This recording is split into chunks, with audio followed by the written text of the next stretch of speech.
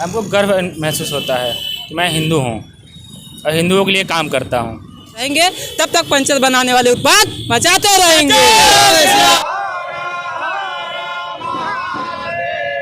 आर्यन सिंह और आप देख रहे हैं न्यूज एजुकेशन। मैं आपको बता दूं कि उत्तर प्रदेश में हम हैं और अभी मैं बनारस में हूं और बनारस के जो कार्यकर्ता हिंदू युवा वाहिनी के हैं जो मोदी जी के पूर्ण सपोर्ट में है। आप देख सकते हैं कि झंडा के साथ साथ और इन लोगों का उत्साह देखने में आ रहा है। तो आइए हम लोग जानते हैं कि उत्तर प्रदेश में कैसे योगी जी को लाना है, क्या फिर से मोदी जी का सरकार उत्तर प्रदेश में बनाना है। तो आपका शुभ नाम? मेरा शुभ नाम है सौरभ कुमार सिंह। मैं महानगर कोषाध्यक्ष हूँ हिंदू युवा वाहिनी का। आप क्या योगी जी को बनारस से पूर्ण सपोर्ट करते हैं या उनके संगठन से हैं इसलिए नारेबाजी कर रहे हैं? देखिए, महाराज जी हों और हमारे देश के यशस्वी प्रधानमंत्री जी दोनों हिंदू हृदय सम्राट हैं और हम लोगों के रोम रोम में हिंदुत्व बसता है। इसलिए ये सवाल ही नहीं है कि हम महाराज जी के हैं इसलिए जा रहे हैं। हम हिंदुत्व के हैं और महाराज जी भी हिंदुत्व के हैं और हमारी एक ही आशा है और हम यही स्वप्न देख रहे हैं कि 10 मार्च के बाद महाराज जी पुनः मुख्यमंत्री की शपथ लें और इस राज्य में भगवा का राज फैले। तो अखिलेश जी भी खुद को हिंदू सम्राट बोलते हैं, वो खुद बताते हैं कि मैं कृष्ण जी का वंशज हूँ। तो उस पर आपका क्या विचार रहेगा?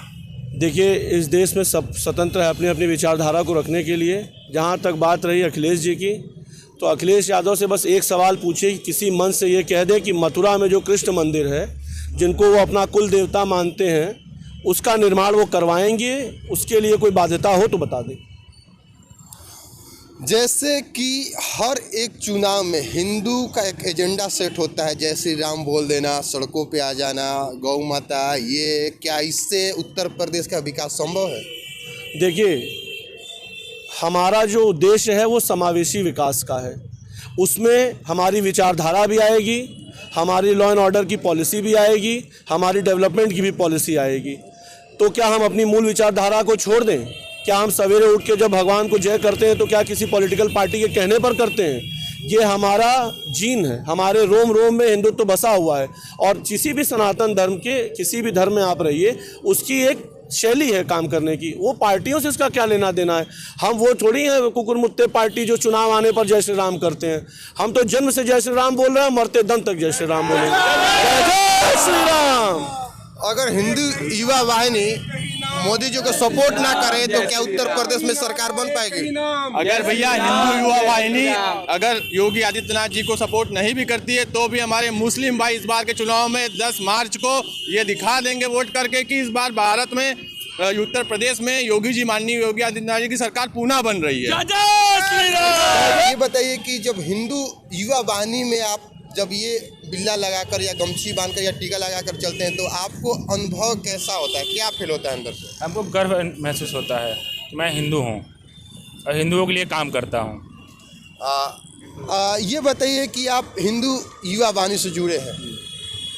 सभी को पता है कि संगठन खाने को नहीं देती है, लेकिन कहीं ना कहीं संगठन के कारण ही हिंदुत्व अभी भारत में कायम है।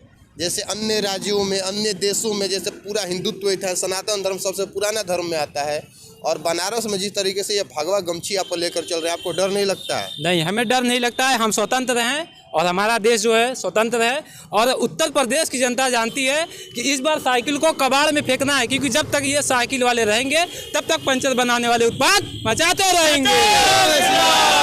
अच्छा, 1 मिनट आइए। साइकिल वाले से प्रॉब्लम है कि पंचर बनाने वाले से? देखिए, साइकिल वाले से प्रॉब्लम है और पंचर वाले गठबंधन के हैं, ठीक है। तो साइकिल वाले जब तक रहेंगे तब तक पंचर बनाने वाले उत्पाद तो मचाते ही रहेंगे।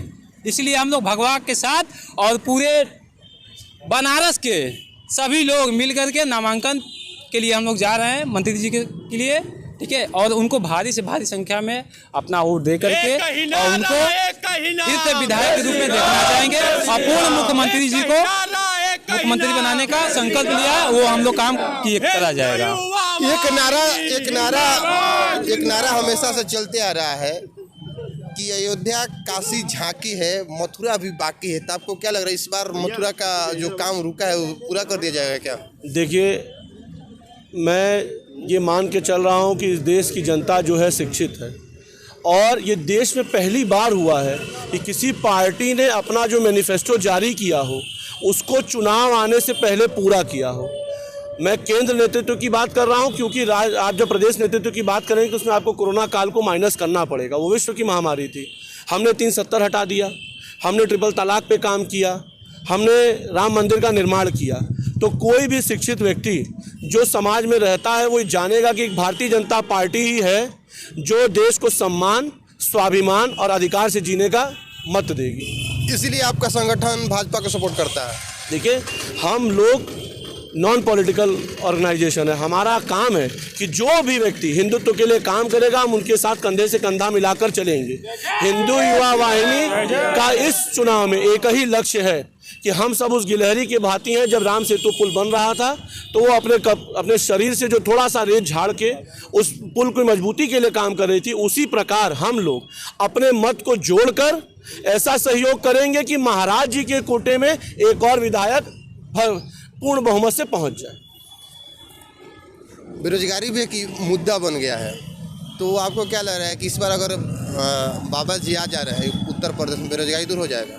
तो हमें कहाँ लग रहा है कि माने देश में बेरोजगारी, और अपने उत्तर प्रदेश में इस बार तो बहुत कम बेरोजगारी रह गई, क्योंकि हम खुद एक परदेसी हैं।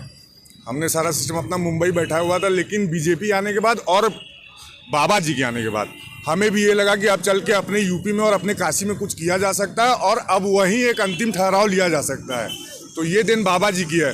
हर बार हम लोग यही बम्बई में सुनते थे कि यूपी गवर्नमेंट यार तुम्हारी कुछ काम नहीं करती, जो कि यूपी के लोग भाग के बम्बई चले आते हैं, यार तुम लोग को शर्म नहीं लगती।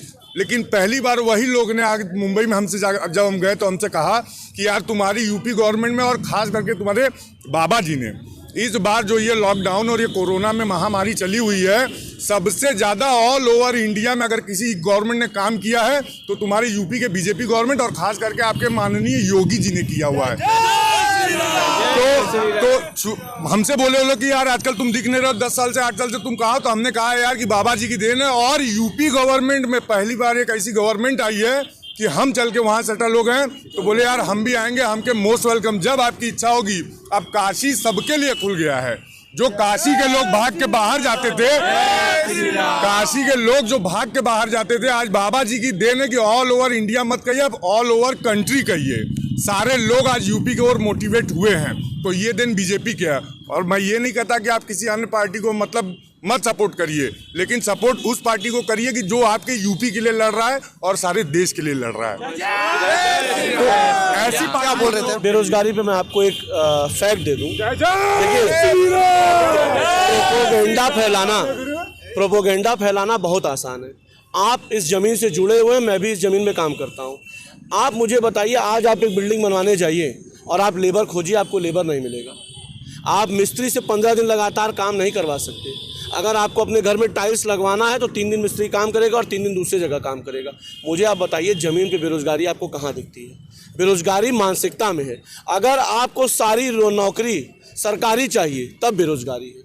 अगर आप में काबिलियत है तो आपको नौकरी मिलेगी। अब अगर आपने ठान रखा है कि मुझे डीएम ही बनना है तो भाई डीएम की जितनी पदवी खाली होगी उतनी ही बनेगी।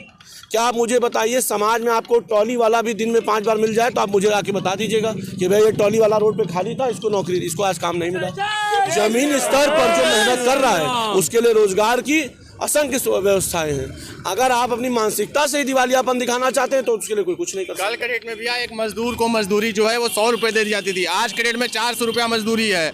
कल के डेट में भैया मिस्त्री का 500 रुपये था, आज के 400 रुपये था, आज के डेट में 600 रुपये है। तो ये महंगाई भैया कहाँ बढ़ रही है? महंगाई के हिसाब तो पैसा भी बढ़ रहा है।